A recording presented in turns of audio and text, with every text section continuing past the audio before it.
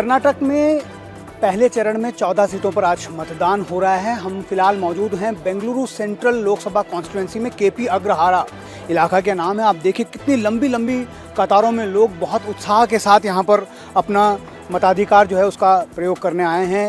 सुबह से जिस भी बूथ पर हम जा रहे हैं लगातार ऐसी भीड़ देखने को मिल रही है।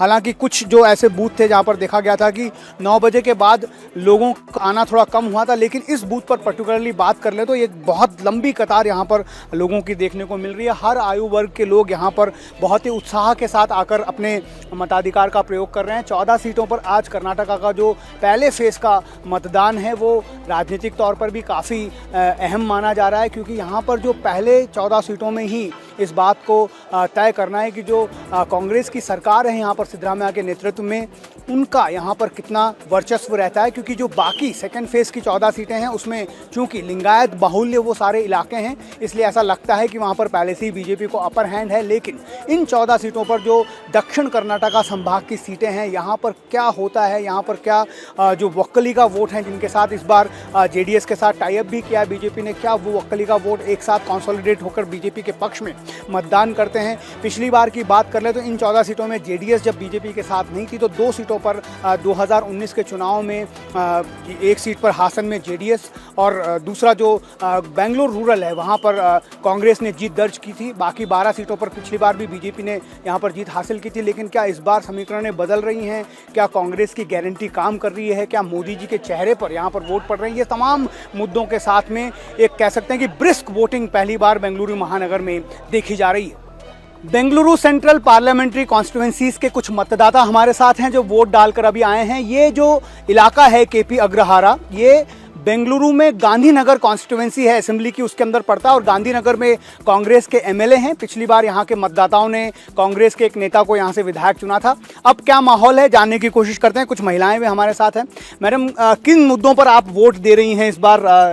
एक बार वाटर क्राइसिस बहुत है। हाँ। उस मुद्दे पे पहला मुद्दा तो वाटर क्राइसिस है, हम उस पर बात करें। जो प्रेजेंट गवर्नमेंट है सेंट्रल में, क्या उनके कामकाज से आप खुश हैं कि आप बदलाव देखना चाहती हैं? बदलाव देखना चाहते हैं। बदलाव देखना चाहती हैं। इसका मतलब यहाँ पर जो प्रेजेंट गवर्नमेंट है कर्नाटका में, उनकी गारंटीज से को आप हम ना खुश है। बदलाव कहाँ पर देखना चाहती हैं आप? सेंट्रल में देखना चाहती हैं कि स्टेट में देखना? हम सब जगह देखना चाहते हैं। सब जगह बदलाव देखना। मुद्दों को लेकर आप चुनाव ये वोट डालेंगे आप?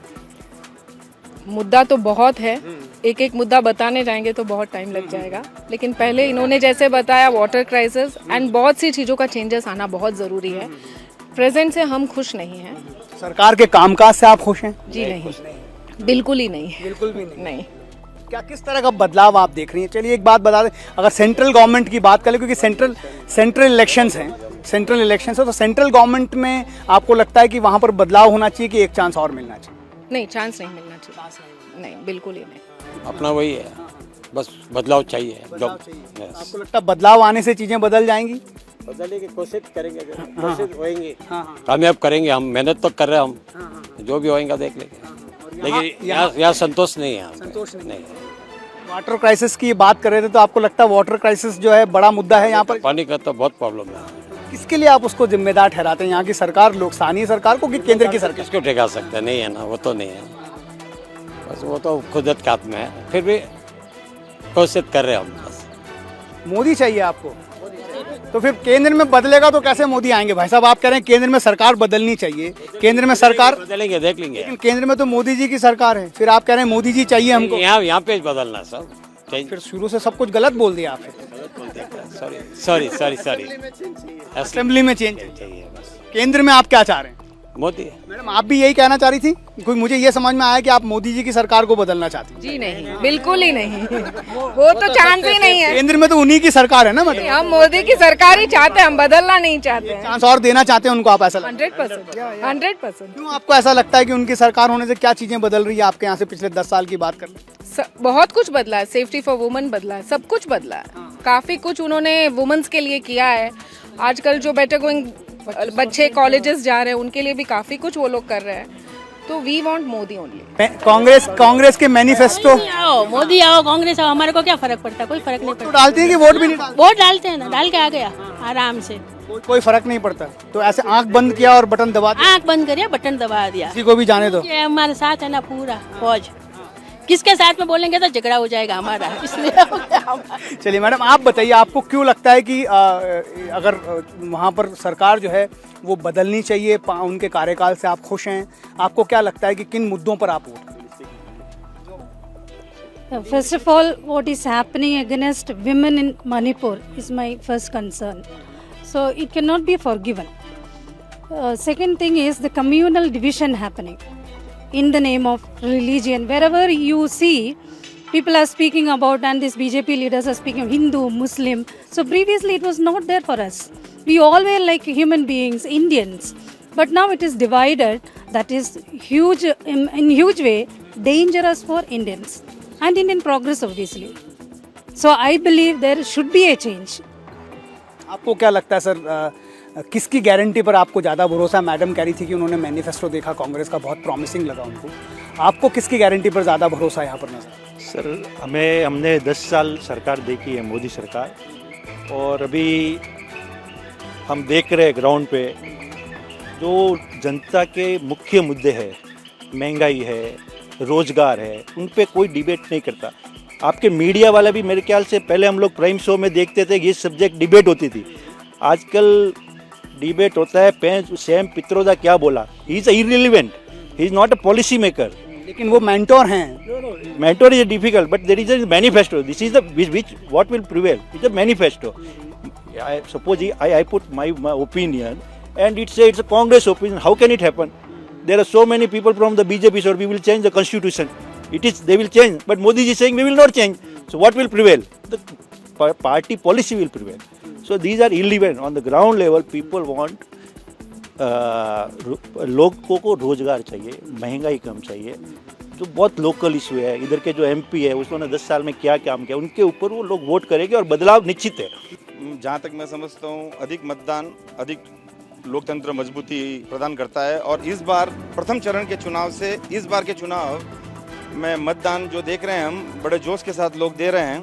इसमें सबसे बड़ी बात है कि मेरे साथ जो मित्र खड़े हैं सारे, उसमें हम आधे भारतीय जनता पार्टी के समर्थक हैं, जहां आधे कांग्रेस के हैं, और हम रोज एक साथ बैठते हैं। यही लोकतंत्र है, यही लोकतंत्र का मजा है, लोकतंत्र की सुंदरता है। लेकिन सबसे बड़ी बात यह आती है, जहां पे मोदी समर्थक जो राम को लाए हम उनको लाएंगे, 370 हटाई, कुछ ऐसे मुद्दे हैं जिसपे एक इमोशनल लोगों का लगा हुआ। वहीं दूसरी ओर यहाँ के स्थानीय मुद्दे भी एक अहमियत रखते हैं। यहाँ का जो लोकल प्रेजेंट सांसद है वो मेरे ख्याल से अपने कॉन्स्टिट्यूंसी में एक बार भी नहीं आए। तो लोगों में रोष है, मोदी जी समर्थक हैं, लेकिन रोष भी है। तो हो सकता है इस बार के चुनाव एक अप्रत्याशित परिणाम दें।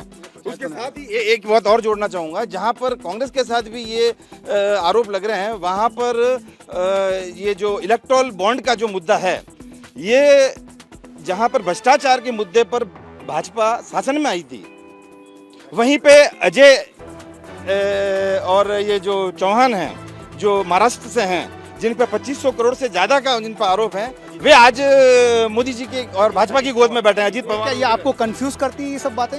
100% कंफ्यूज नहीं, ये तो एकदम क्लियर है। जहां जिनके ऊपर रेड 2 महीने पहले पड़ती है और 2 महीने बाद वो इलेक्टोरल बॉन्ड परचेज करते हैं, तो ये एकदम साफ, और जो समझदार मतदाता हैं उनको क्लियर है। इमोशनली अलग चीज है। जब संपत्ति का सर्वे होने की बात कही जाती है कांग्रेस के नेता से, तो आपको क्या लगता है कि जो बात अब बीजेपी जिस नैरेटिव को गढ़ रही है कि अगर संपत्ति का पहले सर्वे होगा, उसके बाद में फिर आपके बच्चों को आपकी संपत्ति नहीं मिलेगी, आपको लगता है ये सब बातें आप सोचते हैं जब वोट डालने जाते? नहीं, वो कुछ हम नहीं सोच पाते हैं, लेकिन हम देख रहे हैं कि देश का क्या विकास हुआ, कैसे हुआ। जनता समझदार है, बदलाव चाह रही है, लेकिन सब चीज़ों को ध्यान में रखते हुए जनता जो करेगी वो सर्वोपरि होगा। हम कोई कमेंट नहीं कर, आप ही जनता हैं। नहीं, फिर भी देखते हैं वोट का यहाँ बोलना और वोट देना क्या होता है। जनता बोलती कुछ है, करती कुछ है, तो हम देखेंगे कुछ ही दिनों में रिजल्ट आ जाएगा। आप क्या चाहते हैं? एक चांस और देना चाहिए कि अब बदलाव का वक्त आ गया? सर एकदम क्लियर है सर, मोदी जी आ रहे हैं और हमारे को पूर्ण विश्वास है कि मोदी बहुमत के साथ आ रहे हैं और हम मोदी के साथ हैं। नहीं तो पर जो हिंदू मुसलमान की राजनीति हो रही है, राजनीति तो होती है सर, राजनीति होती है। अभी जो रूलिंग गवर्नमेंट है उनके ऊपर लगता है, चलता रहता है, राजनीति है, बट आई एम श्योर कि ये सब डाइल्यूट हो जाएंगे। इस बार मोदी जी पूरे बहुमत के साथ फिर आ रहे हैं। कोई ऑप्शन है क्या? Yes, बताइए, is there any other party other than BJP who is contesting for the parliament? This one parliament में गवर्नमेंट फॉर्म करने के लिए कोई पार्टी बीजेपी को छोड़ के खड़ी नहीं है। तो आप क्या चाहते हैं कि ये इंडी को, जैसे कि 10 पार्टियां मिलकर प्राइम मिनिस्टर के कैंडिडेट का पता नहीं, कौन क्या पोस्ट पे आएगा पता नहीं, उनको कैसे वोट देंगे? INDI I am telling about INDI, I am talking about INDI there is आप ये कह रहे हैं कि नेतृत्व उनके पास नहीं है, उनके पास कोई नेतृत्व नहीं है और कोई फॉर्म गवर्नमेंट फॉर्म करने के लिए सिंगल पार्टी है ही नहीं बीजेपी के सिवाय। तो आप क्या चाहते हैं, खिचड़ी होनी चाहिए या एक पार्टी के हाथ में हो तो देश का विकास होगा? एक पार्टी के हाथ में होगा तो देश का विकास होगा कि बदलाव होना चाहिए? नहीं, एक पार्टी के हाथ में होगा और जो अभी बीजेपी पार्टी है वो अच्छा काम कर रही है पिछले 10 साल से भी, जो भी टारगेट सेट के पूरा भी कर रही है, तो that's good for the nation और थोड़ी कंटिन्यूटी चाहिए। आपको लगता है? Back now. हाँ, आप बताएं सर। आज वर्ल्ड की हालत देखने के लिए आप तरस होगी। सबसे बड़ा देश से सुरक्षा से कोई कॉम्प्रोमाइज़ नहीं करेंगे हम, चाहे हमारे से कितना भी टैक्स लो, कुछ भी लोन देंगे, लेकिन देश के साथ कोई कॉम्प्रोमाइज़ नहीं करेंगे। एक मोदी जी है जो वर्ल्ड को संभालेंगे, ये हमारे आने वाला भविष्य है सारे का, वही देखेंगे। बस इसके अलावा हम क्या बोले, सब अच्छे हैं हमारे लिए, हम व्यापारी आदमी हैं, सबका भला चाहते हैं, सबका अच्छा हो, ये हम कहते हैं। और ये हमारी आवाज़ आप कहाँ तक पहुँचा सकते हो। अगर आज मोदी जी नहीं होते तो we would have had G20 scam, we would have had a parliament building scam and n number of scams. So he has delivered absolute non-corrupt governance. I think that is one reason and the first reason. And he is a leader with a vision. There is the opposition is absolutely clueless. They are just going around only with a negative campaign. देखिए sir, इस राजनीति में कुछ नहीं रखा है, इसमें होना जाना हमारे देश का नुकसान ही है। लेकिन सबसे पहले मैं सभी देशवासियों को इस लोकतंत्र के महापर्व की शुभकामनाएं देना चाहता हूं और इंडिया टीवी का मैं स्वागत करता हूं कि आप हमारे कंपाउंड में पधारे हैं और आप सबके राय जान रहे हैं। एक चीज़ मैं सिंपल 2 बातें ही कहना चाहूँगा, क्योंकि सबने काफ़ी कुछ बोल दिया है तो सब मुद्दे इसमें आ गए हैं। देखिए, नेतृत्व किसका होना चाहिए ये आप सभी लोगों को समझना है। 10 लोग या 20 लोग मिलके जिन्हें भी खुद के लीडर का पता नहीं है कि हम किसे लीडर बनाएं, और मैंने तो यह सुनने में आया है कि एक साल हम आपको बनाएंगे, एक साल ये, अरे ये कोई क्लास है क्या जो इस बार ये मॉनिटर बन गया, इस बार मॉनिटर बन गया? सर, ये क्लासरूम नहीं चल रहा है, देश चलाना है। देश कौन चला सकता है? मैं आपको बोल सकता हूँ सर, किसी पर्टिकुलर आदमी का नाम नहीं है, लेकिन विश्व को पूछिए, अभी विश्व में अभी सर्वोच्च नेता कौन है? अगर मोदी जी को छोड़े तो कोई दूसरा नेता नजर आता है अभी आप सभी को? आज बड़े बड़े देश मोदी जी का स्वागत कर रहे हैं। आज डोनाल्ड ट्रंप और जो समझ लीजिए, लगता है कि आपको एक चांस और उनको मिलना चाहिए। बिल्कुल मिलना चाहिए। ये मोदी जी जो चांस है अगर अब हम देंगे तो ये समझ लीजिए हमारा भला नहीं, ये विश्व का भला होगा। प्रधानमंत्री के चेहरे पर आपको क्या लगता है इस बार क्या ट्रस्ट प्रधानमंत्री?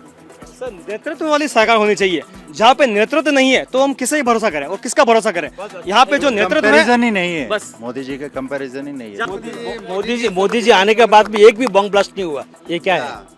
एक भी बॉम्ब ब्लास्ट नहीं हुआ। अपने बेंगलुरु में रामेश्वरम कैफे में एक ब्लास्ट हो गया। नहीं, ठीक है, वो एक छोटा, वो एक बात अलग है। बाकी जनरली कहीं पर भी ब्लास्ट नहीं हुआ है। हाँ, आफ्टर द गवर्नमेंट चेंजेस, उसके बाद आपको सोचना किसको वोट देना है। बॉम्ब ब्लास्ट देखो यहाँ पे आप बोले सर, ये ऐतिहासिक चुनाव है और इसका जो नतीजा भी ऐतिहासिक होगा। You put my word, okay. विकसित भारत के लिए हमारा वोट हमेशा के लिए है। बहुत बहुत साल के बाद हमको ऐसे एक लीडर मिले हैं तो देश को आगे चला रहे हैं।